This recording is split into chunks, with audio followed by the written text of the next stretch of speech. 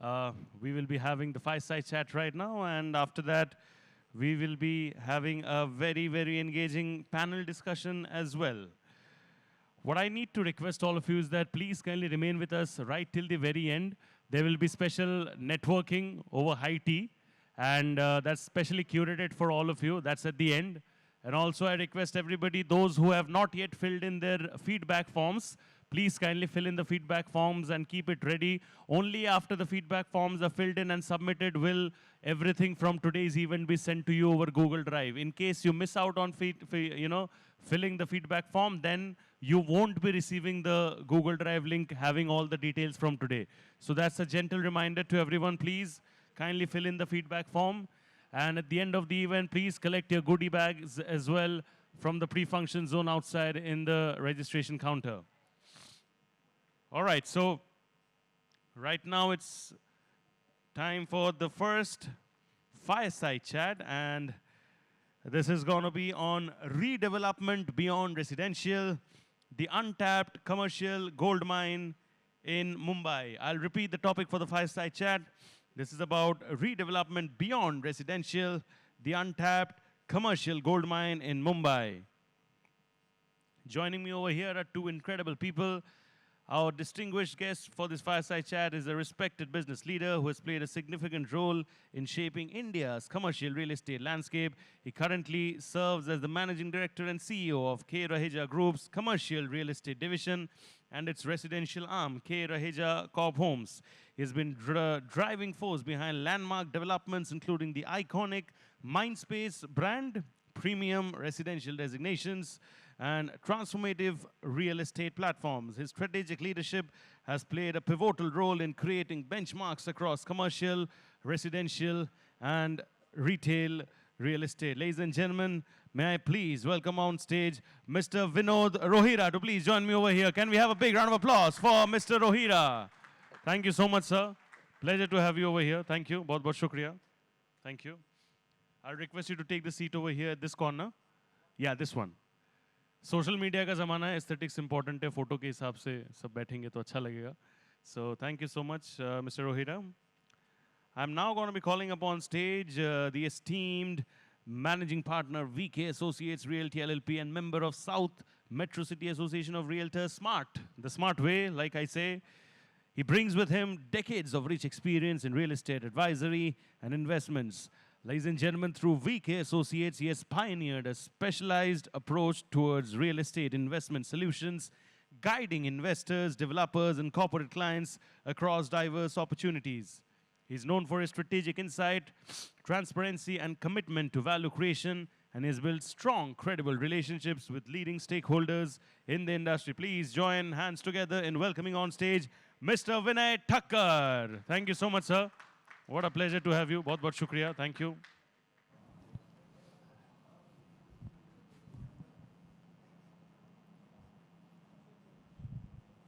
So the timer is set and everybody is ready and gearing up for the fireside chat. We hope that it's full of fire like we expect. And over to you, sir. Thank you. With Mr. Rohira here, we are expecting it. Can I have the mics over here, please? I don't have the mics over here. Can I have two mics? It is Oh, you have mics over there? Can you start? Good afternoon, ladies and gentlemen. It is my pleasure to welcome you today to this fireside chat on a topic that is becoming increasingly relevant in Mumbai, real estate landscape change. Redevelopment beyond residential, the untapped commercial gold mine in Mumbai. For years, redevelopment has been focused toward residential societies. However, commercial redevelopment is emerging as a significant opportunity for property owners, business houses, investors, and definitely for us as the consultants. To help us understand this opportunity better, we are privileged to have with us Mr. Vinod Rohira, Director, Raheja Corp, the man behind the company that has set a benchmark in luxury real estate, hospitality, and made some of the best branded commercial developments across Mumbai.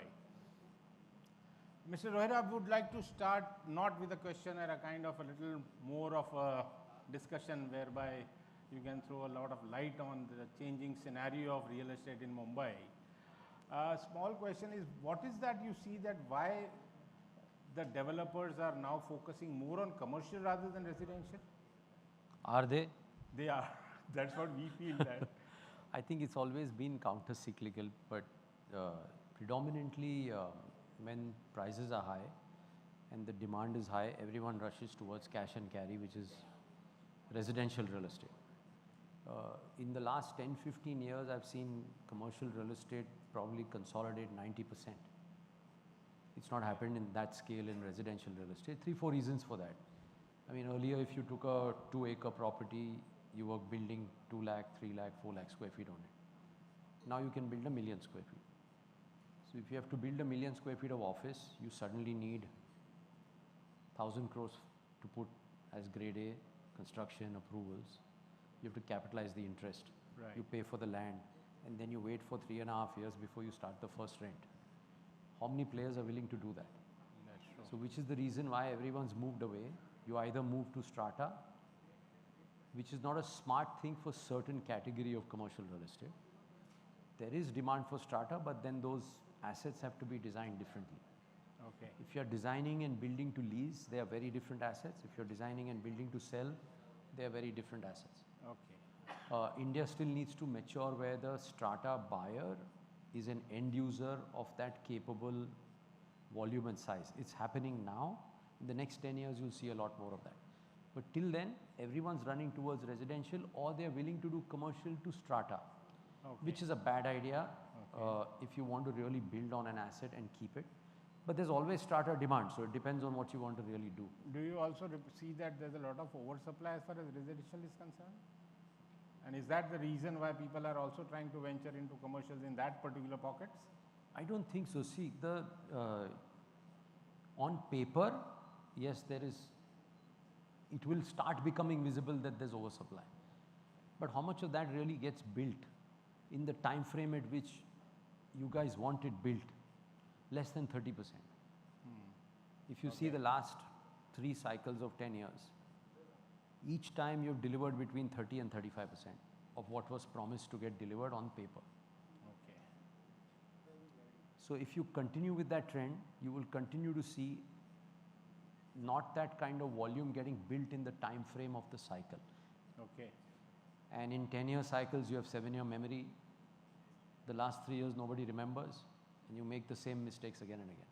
Right. The same thing's going to happen now. Okay. And why is it that now corporates are also focusing more on redevelopment? If you see now, corporates were never looking at society redevelopment or redevelopment old structures, which they are now looking at. Any particular reason behind it? No, certainly, I mean, there was a structural change just around COVID. You had the new DCPR, which changed the FSI dynamic. You have cluster redevelopment opportunities. Post-COVID, the consumer has changed. He doesn't want the mid-90 asset to be bought for a home. The new consumer just wants a very different lifestyle. Right. For that, there was no adequate supply to compensate for it. And then you had this crazy run-up of prices for latent demand that just took away everything that was available and ready and close to completion. Okay. So that just recalibrated the market, which then starts to make fundamental sense to start looking at opportunities in the redevelopment space in the right locations where infra has come through, the plot sizes are right, the dimensions are right, the product that you want to deliver for that micro market stacks up. It's a 0-1 game now. It's become binary. I don't think it was there earlier, but today you can't afford to make a substandard product, sign off and say, I'll build something here. That's not going to work out. Is it also a reason that there are hardly greenfield properties available now? Greenfield is also available. I don't think there's no less opportunity. You must have seen how much land the government has unlocked in the last 1 month. Right. That's more than what cumulatively all redevelopments put together can deliver. Okay. Is it cost also matters because there they'll have to... Everything matters. See, at the end of the day, you need to know who your consumer is going to be at what price he's going to buy. Right. If you were asking me to build a building a year ago, from that 1 year to today, you have a 20% spike of inflation, cumulatively. Okay. Would you have imagined a 20% spike in a year and a half? You would say 5-6% should be the spike. It's 20%. And then your product attributes have changed. Consumer preferences have dramatically changed. So now what you thought of and what you're really going to design and build are 2 different asset classes. So by default, all of that math needs to get recalibrated. How much of that has got recalibrated will decide how much supply will come. In a weird way, inflation is your best friend because the prices can't just go down now because your cost has gone up. You'll be very skeptic if your numbers are not right to actually start pouring concrete. And if you pour concrete, you cannot stop. You will have to build it, otherwise it's suicide. So by default, you will be very careful and calibrated with what supply you bring in, which will determine how much supply really comes. Where is the real commercial opportunity now? What are the opportunities and challenges in commercial redevelopment which you are facing? See, commercial opportunities were always there, right? But they were in clustered pockets. For all of our lives, we knew Nariman Point as CBD. And then everyone got frustrated with Nariman Point because the accessibility was not there. Correct. You got Worli getting built in scatters, and then you had Bandra Kurla. Correct. Right?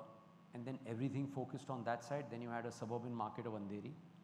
I'm talking CBD, these were your primary markets. Right.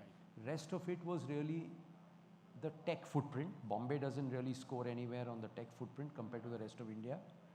But you can say you have the western extended suburbs, you have the central suburbs, and you have New Bombay. Cumulatively, they throw out between 3 and 4 million square feet of GCC equivalent demand. Financial services companies, domestic financial services, etc. That footprint has gone on increasing. And that will continue to grow because the city has taken a leapfrog in terms of infra, integrating the mainland with the island. No longer do you call it New Bombay and Bombay, it's MMR. It is MMR now.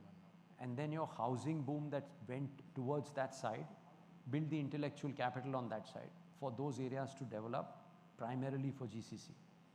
So it's been great for Bombay because the infra has got the city closer. Clusters of residential that got built in those pockets build the human capital. Right. And then the demand moved there. You'll be surprised, we were leasing in Airoli at $70 and $80, which is cheaper than any other city in India.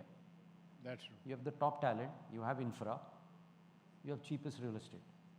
Is it focused to IT on ITES? Primarily IT. Industrial plots are all primarily IT. Right, right.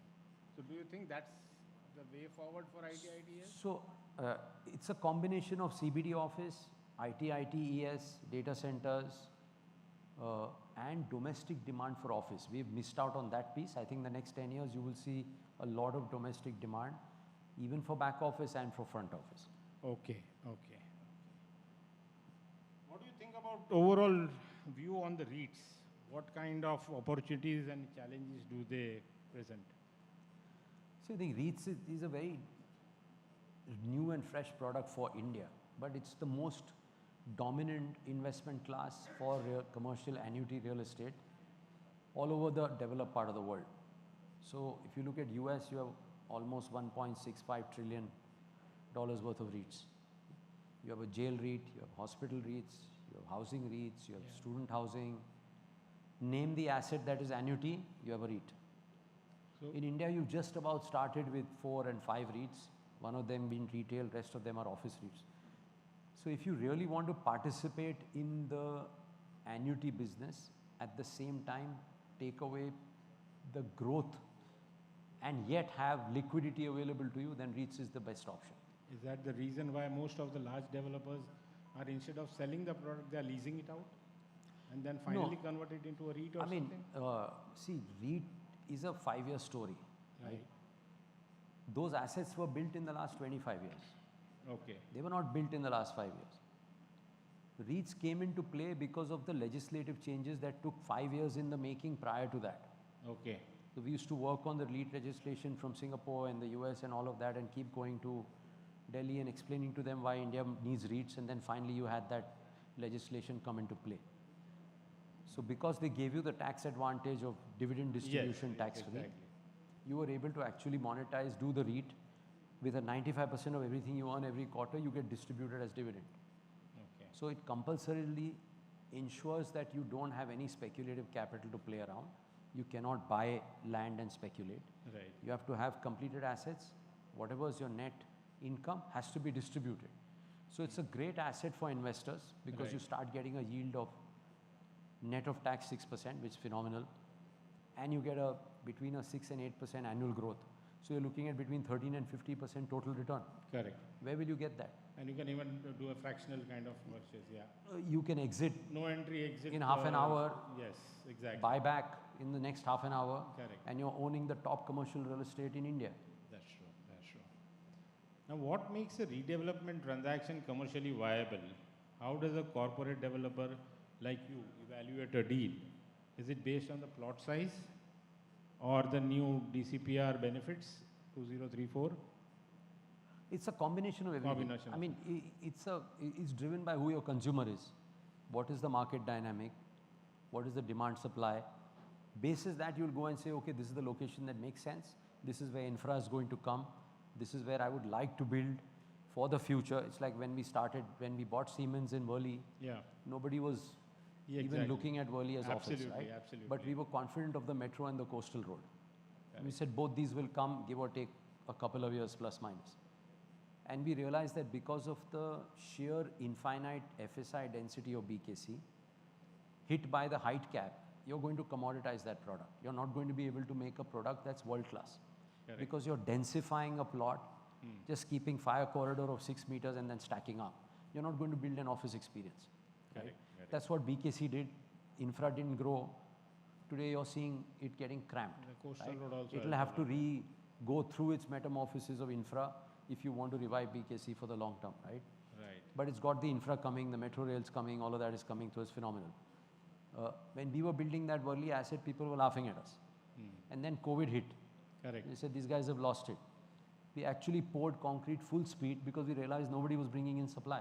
Right. So we built in 2019, we delivered in 23, 1.4 million square feet. Today we are leasing at $500 a square foot. It's one of the best buildings of that Exactly. location. It's Coastal become a Road came, landmark. Metro came. We've got 60% of the BKC clients It's a moving to landmark Worli. building which they have created out in Worli. It's beautiful, beautiful. So one personal question to you is, what are the hidden opportunities that property consultants are missing today? This direct relates to us. No, I think you have to change the mindset from transaction to strategy.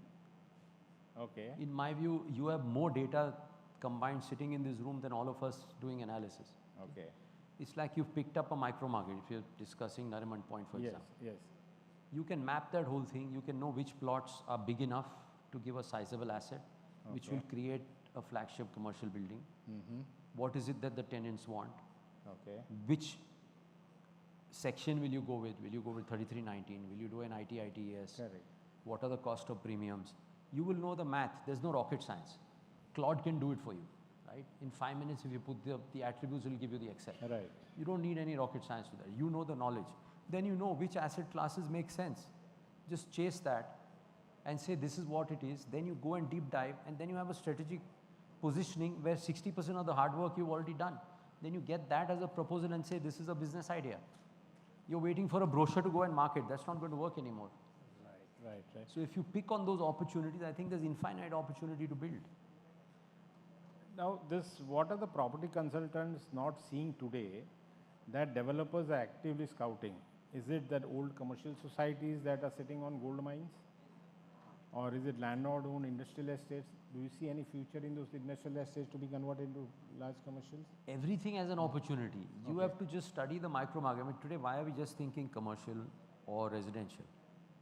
We need to build 5 times the number of schools that are already existent. If the city needs to grow, you need education. Education makes a lot of money. Yeah. There's healthcare. You need to put hospitals. Where is the location for hospital? You may have a tiny industrial plot. You'll say that office building nahi chalega. Right. Hospital daudega. So why can't you build and plan for a hospital? Those guys are scouting around for assets which they want to build. Okay. So education will help you in the future. Healthcare is going to help you in the future. Institutionalizing most of the assets, retrofitting assets, a resi building location can change to office. Right. But we never try that because the resident occupiers there want an apartment back, so you go with that sequence. Correct. You can buy them, shift them to a neighboring building in the residential, buy them a new apartment at the same price, take the property over Buy and them build out commercial. completely. Whatever is the potential, you have to have maximum amount of flexibility in the way we think about what is the right thing to do. It's like we bought another property in Worli and we were thinking of doing residential. Right. We bought the asset, we designed, we submitted for approval, and one fine day we were sitting and we decided, let's just scrap this and do commercial. Okay. So we changed the building to office Okay. because we believe there will be the net realization and the gain we'll have is much more. Correct. So you got to be flexible. Markets are changing really quickly. Think of what's going to work long term and just move. Right. That again correlates with my first question, that because of strategic location of these areas, Absolutely. commercial will do much better than residentials now. Both can, I mean, Interlinked. it's not that one will do better than the other. Whatever you can do to optimize an asset and get the best out of that asset, you do. If that location means a hospital is great, go ahead and do that. Does it make a difference about the percentage of commercial establishments and residential units? Do you consider that in that area? No, you don't. I mean, we were whole of South Bombay up to 5 years ago was 1.33. Right. So lowest density in the world. Now you're building at 5 and 6. So you're far away from. So my point was, sir, whether if particular, say for example, Worli, you decided to change the residential project to commercial. Right. Was that the reason, saying that there were too many residential units already there with a dearth of commercial properties in there? Not Is at all. that We had just built Artesia. correct? We were selling Artesia at that point in time at 65,000 and 70,000 rupees a square foot. Okay. Okay. And if I would have to underwrite that asset Siemens in 2018-19, I would have underwritten at 250 rupee rental. Birla was leasing at 220 bucks. Right. So I would have not got 65,000 rupees a square. Okay. But we had the conviction that this office building will work.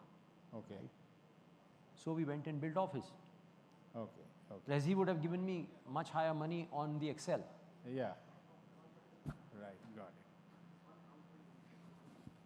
How do you see the future of commercial redevelopment in Mumbai?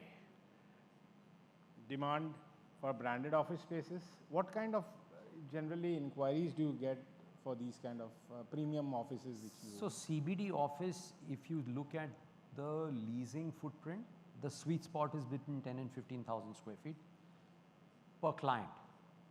But that client wants to be in a very fancy building and they don't want to compromise on amenities, infrastructure, because they want to attract top talent. That talent they want to really pamper in their office space. Okay. So they don't mind paying rent because rent is incidental. When you're running CBD corporate office, rent doesn't really matter. Capturing talent matters. Right. Then you have a different segment where you have strata office, Okay. right?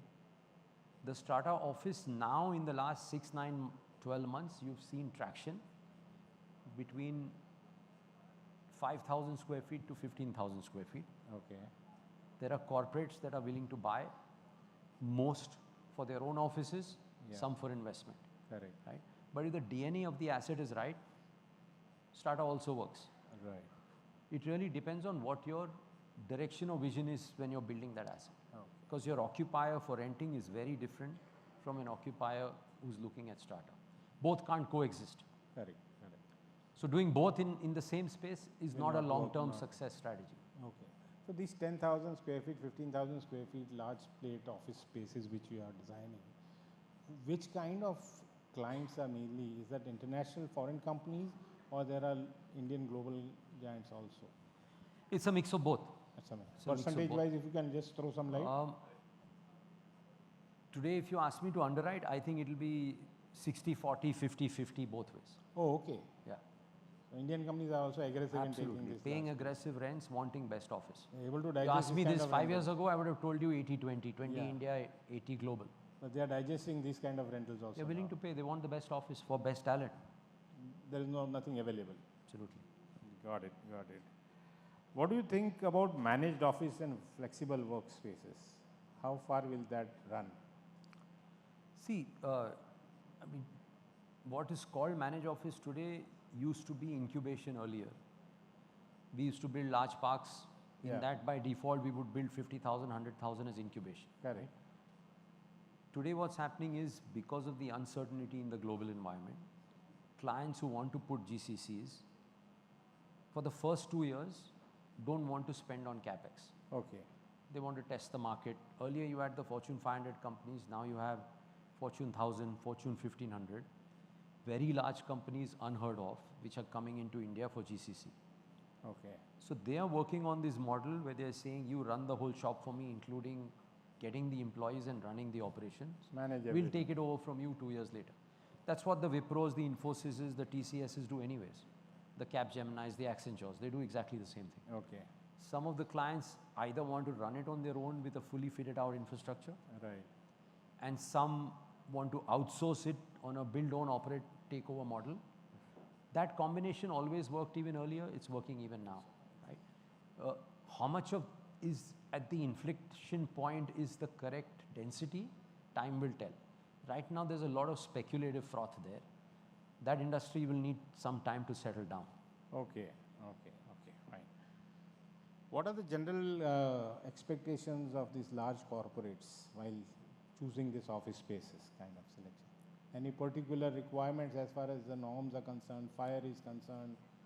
I think Safety. those are a given. They are like the 101. They won't yeah. even walk into the building if you don't have Right. ESG infrastructure. Fancy interiors or anything? Do they? Interiors, you're giving bare shell, Yeah. right?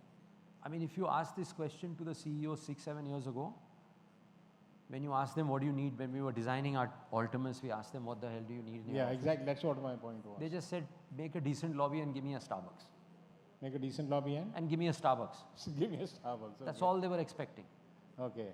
So we realized that it was such low-hanging fruit that we just changed the way the office was, because when you build an IT park at 60 rupee rents, Right. you make the food courts, you make the training rooms, you make the recreation spaces, you make the lounging, you make the sports arenas. When you're leasing at $300-400, you were not making anything. You were Right. just milking the pin code. You had to build that infrastructure. Okay. So once you create that benchmark, now the guy is going to tell you what you built in Ultimus. I want first choice is that. Right. Someone will break that benchmark and make an even better building. That will become the new benchmark for office. Okay. But what we can do today, I think you can rub shoulders with the best buildings in the world, Correct. where the infra is concerned. Correct. And the newer office blocks that are getting built in Mumbai and Delhi are at par with anything that's built in New York or Chicago or wherever else. So you're giving far better amenities and infrastructures for the buck here. Of course, there are legislative freedoms that you get there. You're integrating the metro. You have cafes in the underground. So you're a seamless existence. You go to Hong Absolutely. Kong, even if you go to Malaysia, you go anywhere, you feel your office was the extension from the metro station. Correct. Here you're creating your own oasis inside your building. The outside road still remains 50 years Yes, behind you. Yes, exactly. That needs to change. Okay. But otherwise, the assets inside are at par with global assets. Do you think government is doing enough to They do are. that? They are it takes time, It takes time, I yeah, understand. but that's going on. That's okay. That could be a very good positive sign. It will. In That's fact, why, I mean, it's going to be a marathon, 10-15 years to start seeing the change. It's Alright. not going to happen overnight. yeah, this coastal road and everything has already boosted up a lot of Correct. positivity in the market. You will because of need 2 or 3 layers on this coastal road. This is not going to survive. Yeah, that's exactly fine. Now, basically, which micro market do you think is going to explode next?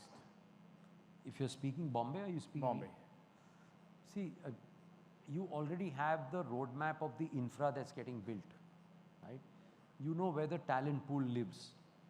You know the logistics in terms of movement of infrastructure, right? All you need to do is focus closer to those nodes, see that the fundamental infrastructure in those micro markets is right, then see whether there are open plots of land or redevelopment opportunities. Just map a micro market, study all of that infrastructure, see what works right, see what's worked and what's not worked, and then plan your strategy basis that. I think there's infinite opportunity. Does looking at mainly large residential units coming up, could that be one of the reason to select that pocket as one of the commercial outlets also? Not really, Not really, doesn't matter? not really. I mean, see, your immediate neighborhood will supply you 10% of your human capital. Right, 90% is still going to come from 1 hour away. okay. How best you can bring them to the workspace, whichever is the most convenient location, and whatever you're offering at the workspace that is going to keep them sticky there is what matters. Okay. The client is not happy, he's going to walk away. The building's not going to go away anyway. So you've got to be sure of where you build, especially in office. Okay. Where should property consultant position themselves for the next 5 years? I think, like I said earlier, there has to be a strategic shift in the way we all cumulatively think right? It can't be transactional. You will have to think 2 years, 3 years, 4 years forward, do the mapping, build on the data that you have in terms of infrastructure, tenant mix, occupier strategies, type of neighborhood that's getting built, Right. all the other elements. I mean, if you go to the US, you have an index. In the same micro market, if the top rated school is there, the pricing is given at X. If 2 kilometers away, the school is rated 2 points lower, the value changes. Okay. Every building has a valuation on an index there.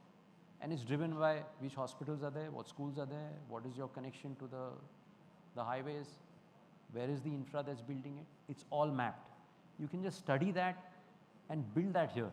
You need to look at all those parameters. Absolutely. And We don't have that here, and unfortunately. yeah, that's exactly but the problem. the same logic applies. Okay. So all parameters need to be considered Absolutely. before you putting up a project there. Absolutely. Fine, sir. Thank you, Vinodji, for sharing your views today. It's been a great fireside chat. This has indeed been an engaging and insightful conversation for everyone present here. What is the last that you will tell us? Where do we make money?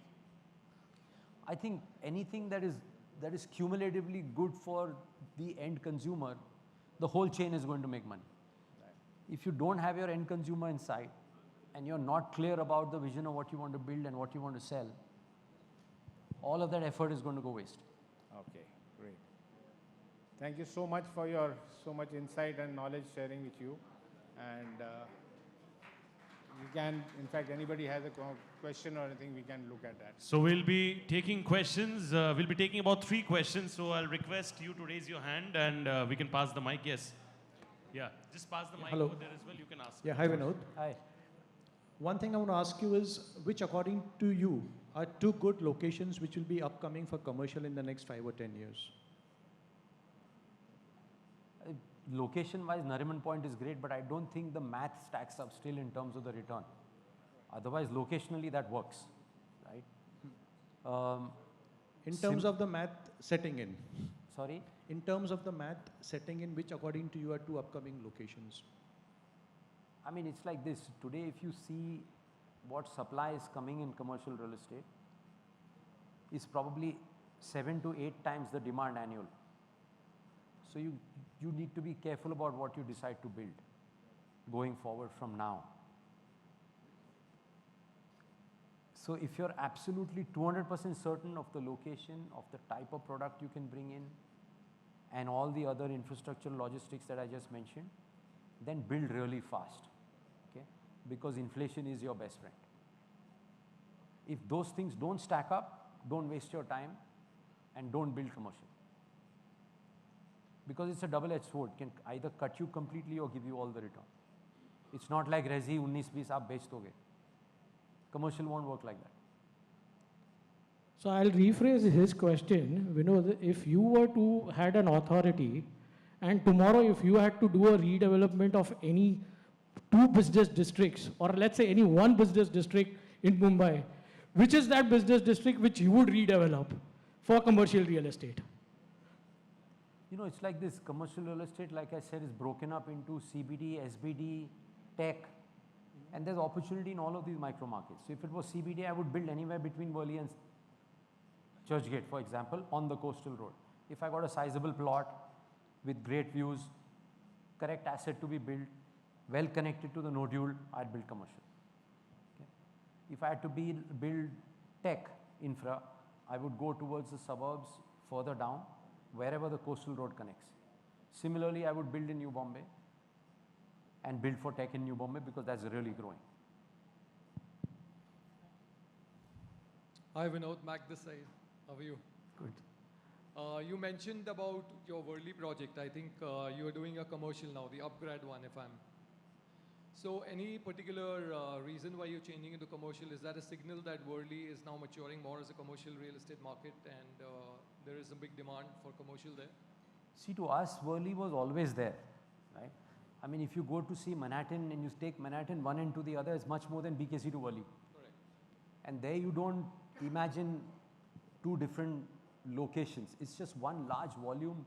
Everything works in that cluster. Pricing changes depending on which part of Manhattan you are or not. But start imagining that. And then you suddenly realize that if you've built 100 million square feet versus 700 million square feet, even if you build another 50 million square feet over the next 10, 15 years, but you build prime with the infra, you're good to go. But if your asset is not right, the building will just be standing, and there are enough examples I can give you in Bombay. So we built this because we believed Altimus 2 could be built here, equivalent. And we saw the fundamentals were right, so we preferred doing commercial. And we know you build lovely products, and Raheja itself loves its own products. That's why it doesn't sell, I believe, right? But we have a lot of demand. We have a lot of clients who tell us that they want to own a Raheja office. Is their dream going to come Buy true? the REIT. Buy the REIT. No, they want to own the office, not through the REIT. You own the office. You're never going to go into that office even if you lease it. So imagine you own it. All right. So they'll have to wait, I guess. Yeah. That's exactly what most of the large developers are doing. They're not selling anymore. It's ownership. There's more pain in owning a physical asset than owning a REIT. You don't need to go and sweat it. Pride. It's the Indian psyche where owning real estate Yeah, is but that needs to change. That's what I'm trying to tell you. You're looking at return, or you're looking at touching something that is your asset, even though you're going to sweat it out. it's creation of wealth. So This is creation of wealth. Mag nahi becenge, sir. you're not getting They're convinced. very clear. No, I'm not saying we will not sell. Waisa guma nahi becenge. No, it's not like that. I mean, see, if you're needing it for your own office and you want to build it and you want to occupy, it's a different story. If you're buying a strata office in a building that's owned strata, imagine what happens. There are sustainability protocols to be met, firefighting protocols to be met, air conditioning systems, security systems, housekeeping systems. Each one has their own rhetoric of how they want to run their asset. The tenant is going to be very fickle-minded when it comes to the service protocol dropping. Who are you going to catch? The tenant will walk away from you. Then you'll have 6 months of vacancy. After that, you'll find someone and you'll discount it. And then your asset is going to deteriorate. You're not going to be willing to upgrade. Correct. You're buying an asset that's actually going to depreciate. Paper value is going to be there. Your real asset value will depreciate. Why would you want to take that risk? You buy a whole building, own that building, manage that building, do asset management, services, facilities. This is about hotelization of office now. See, if I don't have the right housekeeping protocol, the tenant's not going to pay you the rent. You may have the best looking asset. Why take the risk? Correct. Very valid point. Very valid. Thank you. Thank you so much. In the best interest of time, unfortunately, we can't take more questions. But can you all clap it up for this incredible session, please? Bahut shukriya. I'm going to request you two to please remain on stage. And I love the decibels going higher. I'm going to be calling up on stage Mr. Uday Mehta and Mr. Ritesh Jutani to please kindly come up on stage to felicitate our two speakers over here. Can you all clap it up for Mr. Mehta and Mr. Jutani as well as they make their way to the stage?